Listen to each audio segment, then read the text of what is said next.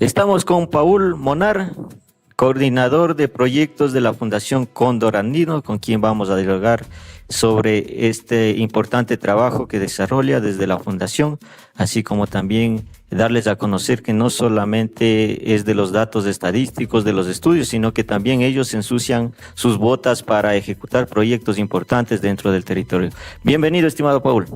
Muchísimas gracias por el espacio, un gusto poder compartir este espacio con ustedes y todos quienes nos vayan a ver, a escuchar. Y bueno, sí, la Fundación Cóndor Andino, en realidad más parte del trabajo nuestro es en campo. Tal vez ahora en la ciudad estamos aquí bastante informales y todo, pero casi siempre pasamos con botas en campo. Por no decir el 90-80% del equipo pasa en territorio, en las distintas zonas del país, haciendo un trabajo de conservación. Desde distintas trincheras, ¿no? Desde los que están monitoreando las especies, como los compañeros que están haciendo educación, como los que estamos también escribiendo los proyectos para poder levantar esos fondos y que se ejecuten estos proyectos. Importantísimo desde la trayectoria que tiene como fundación también conversar, ¿no? ¿Cuál ha sido este hito fundamental o cuál ha sido este descubrimiento científico más importante que han podido ustedes enrumbar o ejecutar desde la fundación? Bueno, como bien nuestro nombre dice, el trabajo más importante creo que ya se ha realizado con el cóndor andino, que si bien todavía es necesario mucho por hacer, es lo que hemos podido mostrar y hemos podido evidenciar como lo más fuerte, ¿no? Que cuando se empezó el proyecto, no solo como fundación, sino como proyecto, antes incluso en 2012, no se conocía nada del cóndor andino. Por ese momento se conocían 27 territorios de cóndor en todo el país. Para ahora tenemos más de 600 ubicaciones donde sabemos que está presente el cóndor andino. Esto gracias al uso de tecnología, al trabajo en campo, al trabajo con la gente en las comunidades. Y bueno, ahora obviamente tenemos un dato estimado de cuántos cóndores hay, que tenemos que actualizarlo justamente este año. Y hay un trabajo muy fuerte ahí. Entonces creo que el cóndor andino ha sido esa especie emblemática de la cual ya sabemos mucho. Y el águila es la que le siguen los pasos, ¿no? De pasar que ni siquiera se sabía bien dónde estaba el águila andina, ahora tener datos de territorios reproductivos, datos de los nidos, saber cómo la gente conoce al águila, cómo la percibe, es algo súper interesante de saber y esperamos que justo este tipo de proyectos, de iniciativas, de trabajos que se están realizando, no solo desde Fundación, sino desde otras organizaciones, permita que el águila se conserve y poder rescatarla del peligro de extinción en el que está actualmente. Dentro de la vivencia, de la experiencia y desde la realidad de ustedes, ¿cómo es un día de campo, estimado Paul? Queremos conversar esto, ¿no? Siempre hemos tenido esta inquietud. ¿Cómo es un día de campo del equipo técnico, tanto en logística, en equipo humano, en equipos que tienen que llevar? ¿Cómo es ese día de campo de él? Bueno, varía mucho dependiendo de la actividad que vamos a hacer, ¿no? Hoy voy a tomar de ejemplo una salida para un monitoreo, ¿no? Entonces, lo primero, los equipos, ¿no? Tener claro que vamos a llevar binoculares, vamos a llevar telescopios, vamos a llevar trípodes, tenemos que salir temprano. Lo ideal es estar en el punto de observación tipo 8 o 9 de la mañana para poder ver toda la actividad del área. Entonces, ¿eso qué significa? Dependiendo de la zona donde vamos a ir, generalmente nuestro punto central es la oficina aquí en Quito, pero si tenemos que irnos a Imbabura, nos toca movilizarnos un día antes, dormir en Imbabura en alguna localidad, y después salir temprano, bien desayunados, eso sí, toca comer como en el campo mismo, bastante fuerte para aguantar toda la jornada y empezar, ¿no? Hay territorios que son relativamente fáciles, es decir, toca hacer un poco de 4x4, pero está a 30 minutos del carro. Es por eso que los vehículos 4x4 son tan importantes para el trabajo del biólogo y de la fundación. Pero hay otros donde llega el carro hasta cierta zona y de ahí toca caminar 2 horas, 3 horas hasta el punto. Entonces eso significa que el equipo está desde las 7 de la mañana caminando hacia el punto de observación. Llega ahí, establece un pequeño espacio para poder sentarse, para poder cubrirse del sol. Llevamos también unos techitos que son camuflados. Llevamos como este techito también que sea medio impermeable y equipo de campo, ¿no? Con botas, con pantalones impermeables, con chompas impermeables, porque en el bosque puede ser que ahorita estamos con sol y a la tarde nos cae el aguacero o nos cae la neblina. Entonces el equipo está en esa zona y, por ejemplo, en este monitoreo llega, empieza, desde que está, suponiendo que está el águila ahí, empieza a ver qué es lo que hace durante todo el día. Se instala su trípode con su telescopio, con el binocular en la mano y vamos anotando todo lo que hace. Para esto también el celular es de gran ayuda y todo lo que va haciendo vamos anotando en un aplicativo en el celular. Y bueno, esto hasta la tarde, más o menos 3, 4 de la tarde, dependiendo también de cómo va el clima. y eso significa que la gente, los compañeros van llevando también su alimentación para el campo, ¿no? Su tonguita, como dicen normalmente, y después de eso otra vez bajar hacia la ciudad. Y bueno, esto es como lo más común del día a día y depende mucho de cada zona, ¿no? Hay veces que nos toca procesos de captura para ponerles un punto GPS, un dispositivo GPS. Ahí en cambio es estar a las 4 de la mañana todos listos con los equipos, cargando mochilas que pesan más que uno a veces, con cuerdas, con equipos para escalar, para subir y un equipo veterinario. Entonces depende mucho del trabajo y la jornada casi siempre empieza muy temprano y termina bastante en la tarde. Estamos hablando sobre el proyecto ¿cómo decir?, de monitorear al águila andina, ¿no? El trabajo que ustedes desarrollan, los dispositivos toda esta información que ustedes recolectan, todos estos datos que ustedes recolectan, ¿cómo los procesan? ¿Tienen protocolos, tienen tal vez formatos, se podría decir, o tal vez nos puede contar qué nivel de tecnología tienen estos dispositivos, hablando sobre el tema por ejemplo, de las cámaras trampas, sí, que ejecutan para poder monitorear a estas especies? Bueno, depende mucho de qué es lo que queremos responder. Es como que algo muy de nosotros tener claro qué vamos a responder y con eso saber qué dispositivos vamos a utilizar y cómo vamos a analizar la información, ¿no?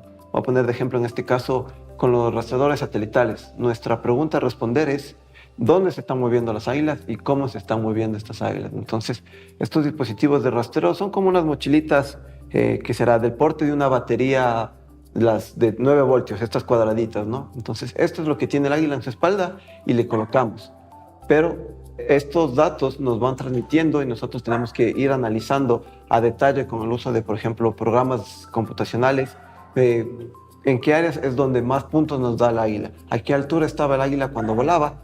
Y esto requiere de que nosotros también nos vayamos capacitando siempre, ¿no? Entonces tenemos alguien en el equipo que constantemente se está capacitando para entender cómo analizar la información, cómo poner bien los dispositivos y con eso vamos respondiendo. Tenemos ya protocolos bastante estandarizados que compartimos no solamente dentro de Ecuador, sino con colegas de fuera del país. Justamente el águila está presente desde Venezuela hasta el norte de Argentina y con muchos de estos colegas, sobre todo de Colombia y Argentina, constantemente estamos compartiendo en congresos, en llamadas, en grupos que existen para estudiar la especie. Estos detallitos, ¿no? Cómo tiene que ser la base, qué información debemos levantar, cómo tiene que estar programado para que sea comparable. Ahora, también esta información tenemos almacenados bastante, ¿no? Y la idea no es que se quede simplemente almacenada, sino que hagamos algo con eso. Entonces, por un lado, compartimos también nuestro trabajo en redes, que es la forma más sencilla y amigable de reducir esto y compartirlo, pero también a través de talleres, a través de publicaciones más sencillas, como artículos cortitos de prensa, artículos en las propias redes de la Fundación que cuenten el trabajo. Y ya un impacto mucho más grande, también eso se traduce a publicaciones científicas, a informes técnicos para reportar a las autoridades, a los donantes, y la idea es que esto llegue a todo público y pueda ser de utilidad. Ahora, con todos los avistamientos que hacemos, tenemos una base de datos donde vamos guardando la información.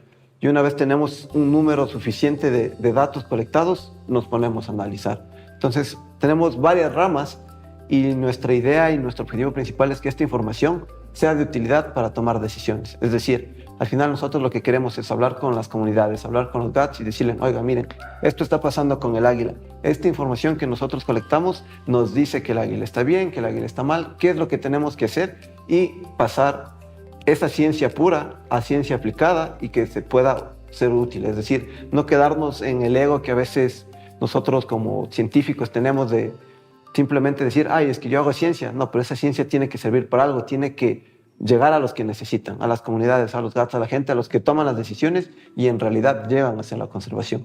Porque si no, queda en un papel bonito y nada más. Vemos, Gisela, también que está ansiosa por participar en este diálogo directo, ¿no? ¿Cuáles son las preguntas que tiene ya pendientes, estimada Gisela? Compártame. Sí, de los proyectos que ejecuta actualmente la Fundación, ¿cuál es el que tiene más impacto directo en la recuperación de la población del águila andina? Bueno, nosotros el proyecto del Águila lo abarcamos como algo grande que marca muchas temáticas dentro del mismo, ¿no? El tema de educación, el tema de monitoreo, el tema de levantar información y generar esta información. Entonces yo creo que no es uno de estos el que más información abarca, sino el conjunto como tal, porque era lo que decía hace un momento. De nada nos sirve tener cientos de datos del Águila si esto no se pasa a las comunidades, no se pasa al tema educativo. Entonces yo creo que la fortaleza y lo más importante para nosotros es el traducir estos datos crudos, científicos, a también un tema educativo, porque dejarlo solamente en la ciencia o en un documento técnico es limitar nuestro alcance. Entonces pasarlo a un tema mucho más puntual, mucho más general, en el cual compartimos con niños, con adolescentes, con adultos sobre el águila, su importancia, sus características, que puedan identificar, que puedan reportar. Yo creo que eso es lo que hace el cambio y también nos ayuda a cambiar esa mentalidad, que a veces lo veían como algo negativo, pero después de este trabajo arduo que se hace desde la educación y la comunicación, ahora lo ven como algo bueno o al menos lo ven como algo natural y que tiene que seguir ahí. Estimado Paul, nos indica sobre el tema de los resultados, ¿no? Del monitoreo, de todos esos datos que van resultando. Y en base a eso, ustedes también estructuran, yo que sé, por ejemplo, en la rama de la comunicación, estructuran contenidos audiovisuales, ¿no? De todo este material que ustedes han podido recopilar y que han difundido a través de sus canales oficiales como organización, ¿no? ¿Cuál han sido, tal vez nos puedes nombrar, los que han tenido mayor impacto de visualizaciones, mayor impacto dentro de la población? Bueno, casi siempre ocurre algo interesante que es los bebés son los más atractivos, ¿no? Entonces, videos que tienen que ver con un polluelo recién nacido de águila, cuando está bastante chiquitito, que es una bola de plumón blanca, es lo que más llama la atención porque la gente empatiza mucho más con el animal, ¿no? Porque siempre los animales bebés, los pequeños, nos llaman mucho más la atención como algo natural. Entonces empatiza muchísimo eso. Cuando publicamos un video donde está un polluelo aleteando en su nido, recibe amor de todos lados, ¿no? Gente preocupada, que no pongamos la información sensible, qué bonito, qué lindo trabajo. Y es alentador eso desde ese lado también. Y es una forma de llegar. Pero también algo que durante el último año realizamos, 2025, es un par de videos que resumen en 2-3 minutos todo el trabajo con el águila.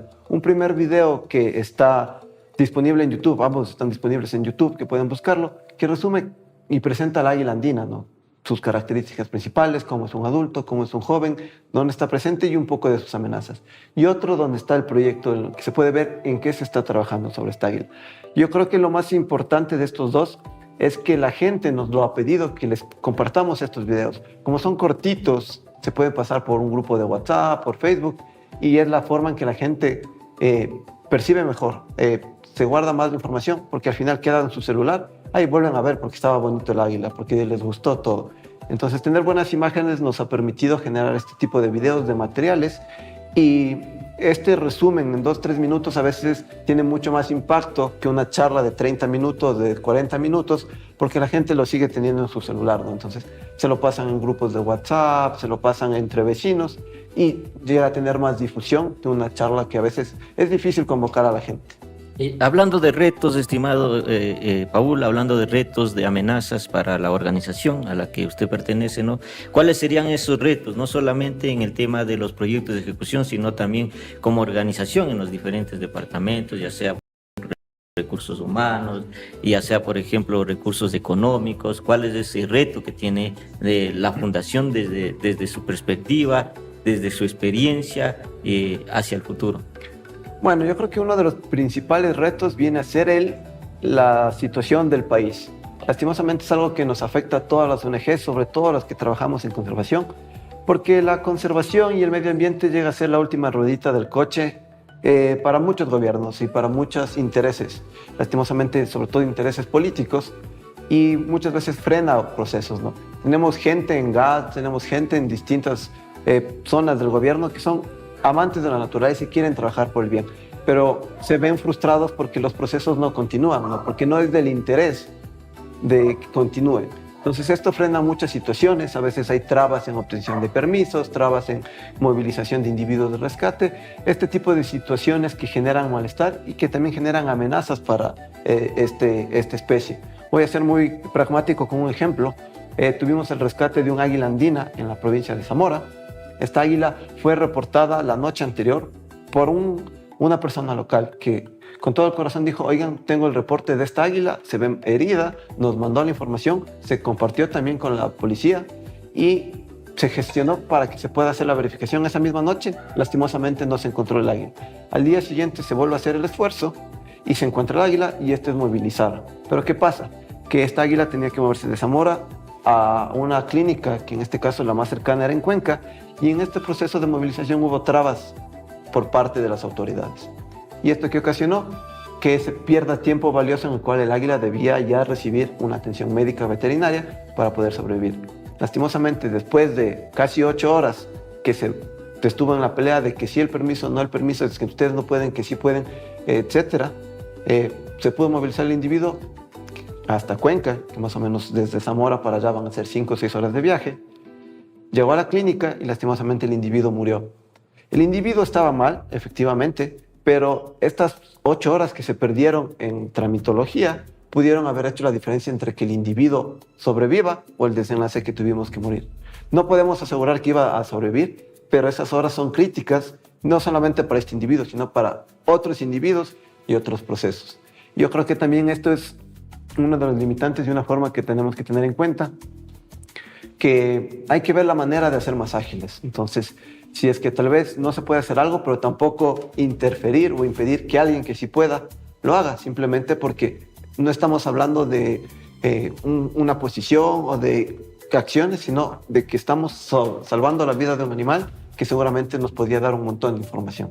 ¿Cómo manejan, estimado Paul, cómo manejan, por ejemplo, a veces las coincidencias de fundaciones o organizaciones no gubernamentales que estén monitoreando la misma especie, por ejemplo? ¿Cómo manejan esa coincidencia al saber de que no son parte todas las organizaciones de un mismo proyecto, sino que tal vez ellos tienen otro proyecto, pero en el momento, por ejemplo, un caso, reaccionan para el rescate de un animal que esté en riesgo, sí, y coinciden, por ejemplo, una o dos organizaciones que estén monitoreando a la misma especie? ¿Cómo manejan estos escenarios? Pues de hecho es ideal que hayan varias organizaciones trabajando con una misma especie. ¿Por qué? Porque no hay ninguna organización, ni siquiera el Estado, tiene la capacidad de manejar todo a lo largo del país, ¿no? Entonces, lo ideal es que organizaciones más locales, más puntuales, puedan trabajar en su territorio, pero articuladas. El punto clave aquí es el trabajo interinstitucional y la articulación. Nosotros como fundación siempre estamos gustosos de compartir nuestra experiencia, de compartirles los protocolos que utilizamos, cómo hacemos el monitoreo para que se levante la misma información y podamos más bien expandir el trabajo, que en lugar de que sea una institución dividiéndose en 20 puntos para poder monitorear, sean 20 instituciones, una en cada punto, y luego compartir la información y todos ser dueños de esa información y socializar esa información. Entonces, no hay ningún tipo de conflictos. De hecho, es bastante interesante que en el tema de conservación muy pocas veces se ven conflictos de intereses porque estamos trabajando con la misma especie, sino más bien se ve, ok, ustedes que saben, cuéntenme qué debo hacer para yo, en vez de tomar más tiempo aprendiendo desde cero, partir desde lo que ustedes saben y poderlo hacer más rápido y tener resultados más rápidos, porque lastimosamente los resultados no se ven de ahora para mañana, ¿no? Toman tiempos, meses, años, toman décadas en algunos casos, y la idea es tratar de acelerar este proceso. Por ejemplo, con Águila Andina trabajamos muy bien con otras organizaciones que están en territorio y compartimos información. Ellos nos dicen, oigan, tuvimos este avistamiento, ¿qué les parece? ¿Es un nido o cómo ven que está? O en un rescate. Nosotros estamos en territorio. Les podemos llevar hasta tal zona y de ahí ustedes se hacen cargo, etcétera, etcétera. Y esto ocurre bastante, ¿no? Igual, por ejemplo, nosotros no tenemos una clínica veterinaria, siempre acudimos con los que están trabajando con estos temas, que suelen ser zoológicos, centros de rescate, que tienen una clínica veterinaria con todas las condiciones. Entonces, hacemos la movilización, llegamos hasta ahí y luego en nuestro trabajo de conocimiento de la especie en territorio, les vamos dando recomendaciones y siempre compartiendo todo y trabajando de la mano. Claro, estimado Paul, qué importante es tener estos aliados cuando todos suman fuerzas para poder salvar a una especie. Pero sabemos que las amenazas son muchas, pero hay un factor de amenaza que afecta mucho y este es el cambio climático. ¿Cómo afecta al hábitat de las aves el cambio climático? Bueno, el cambio climático es algo tan global que a veces es difícil luchar contra eso, ¿no? Entonces, hay muchas situaciones que afectan. Por ejemplo, algo que ha salido dentro de todas estas experiencias es los cambios que hay en los patrones de lluvia, de sequías, ¿no? Entonces, por ejemplo, a veces llueve demasiado en las zonas, sobre todo estamos hablando en las laderas que tenemos donde habita el águila. Generalmente siempre hay deslaves, siempre en las vías hay deslaves y se van llevando árboles, se va llevando un montón de tierra y es donde potencialmente tenía territorios el águila, ¿no? Entonces, es una forma que hemos visto que puede afectar, que estos deslaves van tumbando zonas donde el águila potencialmente podía tener un territorio, un nido, o a veces sobre todo el nido, porque el territorio se mantiene, pero donde estaba el nido, no. Aquí en Ecuador no hemos tenido esos casos, pero puede pasar. Otra de las cosas es que también afecta al ser humano desde el lado de la productividad, ¿no? Ya los cultivos se manejan en otros periodos, a veces se mueren los cultivos, se mueren los animales, y también ahí la relación con el águila se vuelve más áspera, por así decirlo, porque si es que yo estaba bien y tenía mis 30 gallinas y no les pasaba nada por la sequía y se muere una, es como que lo acepta. Pero en cambio, si estoy con problemas porque se están muriendo por sequía o por cualquier cosa y encima más viene el águila, la repercusión para la persona es mucho más fuerte, ¿no? O sea, ellos lo sienten como algo mucho más grave y empiezan a haber roces más fuertes que desencadenan, por ejemplo, en que cazan al águila y la maten. Son cositas que a veces pasan desapercibidas, pero que están ahí y pueden pasar.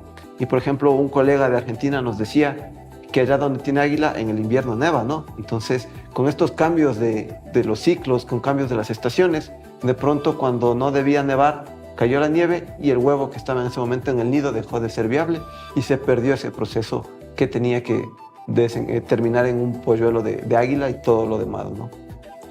Estimado Paul, ¿qué rol cumple y qué tan fundamental es la participación del Estado, la empresa privada, la sociedad civil en estos tipos de proyectos, sobre todo para la ejecución y protección de la conservación de estas especies? Bueno, en realidad aquí todos deberían participar y el rol es importante de todas estas. Especialmente yo creo que desde la sociedad civil, sean como personas naturales o como organizaciones, porque son quienes en realidad están ejecutando las acciones en territorio, porque son quienes en realidad terminan haciendo la conservación, porque nosotros como organizaciones generamos los proyectos, generamos las bases, pero si es que la comunidad, las personas, no se adueñan de esos procesos, el momento en que salga la organización, sea cual sea, termina este proceso y deja de funcionar. Pero si la gente se adueña de ese proceso, se hace dueña, se queda con eso en su corazón, en sus actividades, siga funcionando, incluso tiende a mejorar porque son ellos ya quienes toman las decisiones.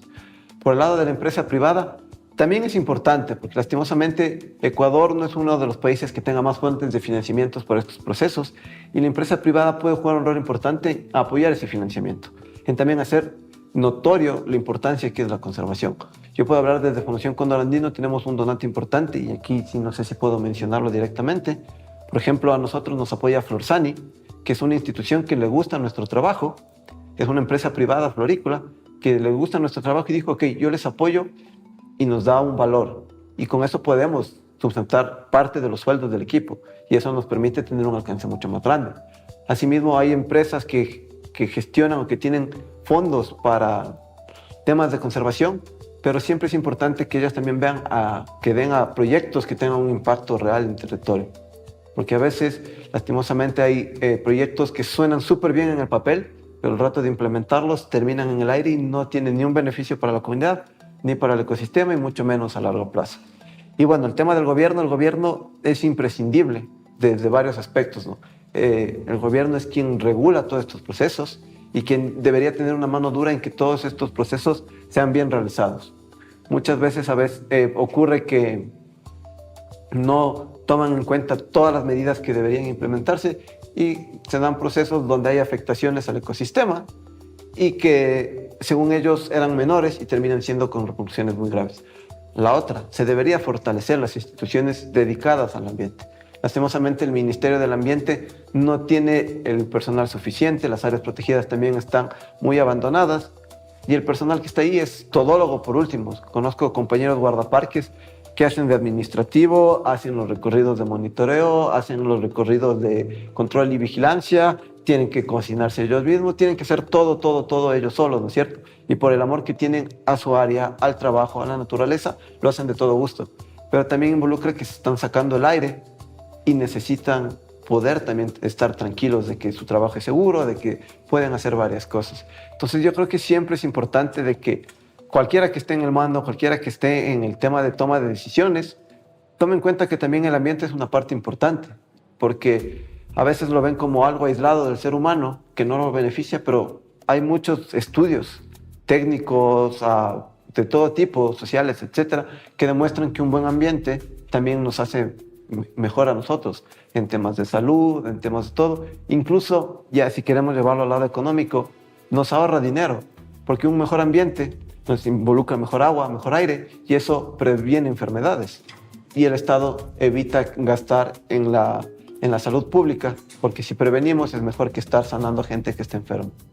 Importantísimo conocer esto, ¿no? Y para ir cerrando, estimado Paul, ¿cuáles son? Usted es una parte fundamental dentro de la Fundación Cóndor Andino, ¿no? Es coordinador de proyectos y es un departamento en donde está constantemente buscando, armando, como se dice, y ejecutando los proyectos, ¿no? ¿Cuál es la perspectiva, hablando ya de objetivos, de metas? ¿Cuál es la perspectiva que tienen como fundación de aquí tal vez a mediano, a largo plazo, de aquí a unos 5 o 10 años? ¿Cuál es la perspectiva que ustedes tienen referente a estos proyectos, como es la conservación del águila andina? Bueno, por un lado lo que queremos es reducir las amenazas del águila, justamente hablando en todos sus sentidos, ¿no? Trabajando con la gente, reduciendo las casas, reduciendo la deforestación. Y nuestro objetivo, y aquí también me hago una cuñita, es que estamos en este año trabajando el plan de acción para el águila andina. Entonces este va a ser un documento con todas las estrategias de aquí a 10 años para poder conservar al águila andina. Lo principal sería que este plan sea validado, sea presentado públicamente y que podamos cumplir todo lo que estamos planteando ahí. No viene solo desde Fundación Cóndor Andino, viene desde información de campo, de otras organizaciones, con gente de comunidades, y que se pueda cumplir lo que está ahí para al final de este proceso, ya 5, 10 años, poder decir: el águila está mejor, tenemos poblaciones más grandes, sabemos más sobre el águila, y las águilas que están muriendo o ya no vienen por parte del ser humano, son muy pocas las que mueren debido al ser humano, sino están muriendo porque así es el ciclo de la vida. Entonces esto es un objetivo a largo plazo. Y otra de las cosas es que queremos generar un impacto a nivel de Ecuador en todo lo que viene a ser la conservación. Desde las distintas zonas, redes, educación, con conciencia, con política, con toma de decisiones, queremos generar este impacto para que se visibilice lo importante que es el medio ambiente y lo importante que son las especies para nuestra conservación, pero también para nuestro país. Así es, estimado Paul. Qué importante es ver cómo la Fundación aporta para la existencia de esta águila andina, perdón. Entonces, para las personas que viven aquí en la ciudad, ¿cuál sería ese llamado de acción? Por ejemplo, para sumarse al trabajo que ustedes como fundación vienen realizando. Bueno, nosotros que estamos en la ciudad tenemos varias cosas por hacer. Muchas veces también tiene que ver con nuestras acciones diarias. Voy a hablar de varias, por ejemplo, el cómo usamos el agua, porque tiene mucho que ver. Voy a hablar, estamos ahora aquí en Quito en esto, pero nosotros como quiteños consumimos casi el doble de lo que deberíamos de agua. Muchas se desperdicia, entonces un consumo responsable del agua, de la comida, de todo lo que usamos día a día es importante, porque eso también reduce las presiones en los ecosistemas. Si nosotros no desperdiciamos comida, necesitamos menos recursos y evitamos que se siga expandiendo la frontera agrícola que amenaza nuestros bosques. El no desperdiciar la comida va por ahí. Otra de las cosas, por ejemplo, buena tenencia de nuestros animales. Los perros que a veces ya son abandonados o no tienen un dueño, son extraviados, se vuelven una amenaza bastante grave para muchas especies. Sobre todo en los ecosistemas montanos hablamos de tapires, de venados, de conejos, en temas de cóndor, de muchas especies, y se repite a lo largo de todo el país. Tener una tenencia responsable, para la redundancia, de nuestras mascotas es importante porque evitamos, por un lado, que estos puedan dejar descendencia en el caso de las esterilizaciones, pero también evitamos que terminen sufriendo en un ecosistema que no es de ellos, afectando a otros animales, incluso a veces afectan a personas porque se atacan ganado, etcétera, y termina siendo una pérdida para ellos. Y otra de las cosas es conocer lo que tenemos. Hemos perdido mucho esa conexión con la naturaleza, de saber qué especies tenemos, de conocer los animales que están en el bosque, las plantas que hay en el bosque, de conectar con ríos, con montañas. Y no es solamente porque me gusta, sino porque es importante. ¿Cómo yo puedo conservar algo que no conozco? ¿Cómo yo voy a decir, yo conservo el águila andina, si no sé o nunca he estado en un bosque donde seguramente esté el águila andina? Si nunca he tenido la oportunidad de verla más allá de un zoológico. Entonces es importante conocer y que todos los que estemos alrededor sepamos la importancia de las mismas. Porque de esta forma nosotros también podemos empezar a retransmitir el mensaje. Y por último, es en quienes tienen las posibilidades, siempre es buena opción apoyar a los que no. Hay muchas veces que personas tienen la posibilidad de apoyar un taller en otra comunidad, de dar recursos para que se ejecute una campaña de esterilización en una zona rural. Este tipo de donaciones, de recursos, siempre es importante para nosotros como fundación, para por ejemplo, las comunidades rurales o para cualquier organización, porque permite tener un alcance más grande en los proyectos. Y bueno, con eso, cualquier cosa que nosotros podemos y siempre pedimos es, si quieren apoyarnos, algo tan sencillo como compartir nuestros mensajes de redes sociales, seguirnos, estamos como Fundación Cóndor Andino, y si es que quieren más allá, o sea, también están dentro de nuestra página web las opciones donde pueden donar, donde pueden ver la forma de colaborar de otras maneras, y siempre vamos a estar dispuestos de buscar la alternativa y la forma de trabajar en conjunto. La conservación de la biodiversidad no solamente es tarea de los que viven en territorio, ¿no?, de las comunidades, de los pueblos, sino también de la ciudadanía. Y para enfatizar y tener conocimiento, nuestro coordinador de proyectos de la Fundación Cóndor Andino nos ha dado a conocer cuáles son una de las tareas que podemos hacer desde la ciudad también. Esto fue Voces de la Conservación. Fundación Cóndor Andino ne anwatne engalgin kalgimi paña kalgim dusne engalgimin penmume ijamdu kalparusda chichuragas. Cóndor Andino ne masa aji anangalne karapizdu daturus han chichuras. Ane mada chichu pañarus bane penawat tuskai. Dosne katsawamamdi. Añinchane chigas pinchimaji. Dosne mumamdu awarusda mishapuram, chikuam, mendapuram, sungana mumatraji imbane. Katnawaisna proyecturusne giamdi katsawamdane kuiragianaba chagudniñanaba. Katsawamda isnane penatay dosmhatpay. Manasane engalda kalgimisne ismisne uspane mulmume tokmu camaragas cara ummay camioneta 4x4 ra. Mama suma lisbisnane masabayu mamdu ramdume. Suatri jamdi masakatsawam isnagima duasne katsawam baraturus bisnane unamdume pañapun suskin masarastrador. Ane que waindui ijanaba mandachamdu karamije puram. Ane ijamdume masa programa gasa. Manasan programa chine uspane ismelamdume mandachemdu katsawamne kara chiku. Pañaraturus pisarane penamdui comunidad tuza. Kamdani ñamdu pashparusda anchichuras. Mijacuira papañayel kara su ashpa. An fundación ne an mumei paña fotoros. Kamdani ñamdu pashparusda mija iserti katsawamne. Mamas fundación gasa kalgiamdi, quinquamdi minmuros kara kaldos. Ane wan makamdi kuiragin katsawamda. Kara uspane masa katsawam kikmat chakagane uspane mulamdume watsammal. Sa watpanagimamahmay duasne eniñamdi watmi.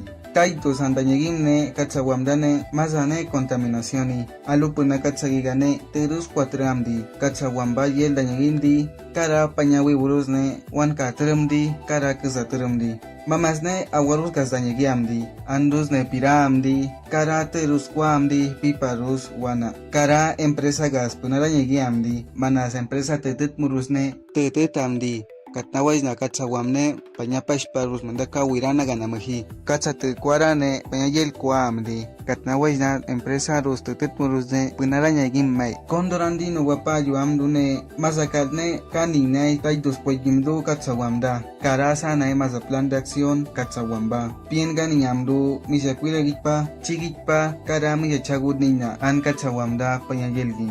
Mishakuiragishina katsawamdane. Puebuluruskin purane kawa kwajirus kepundawachi tokmugas kepundawachi manasane wegin yamdi kawa tetaman baterus wana piparus kara wagara kawirana karama mastay koidusne kuyamay kuyarus watmhatpamay an kuyarus sasamat purane mamas kalparus apiramdi katsawamda kuiraginne comunidad tus benchigay ane paydaros kuiragikpamakpas ane pichparak wiragimi.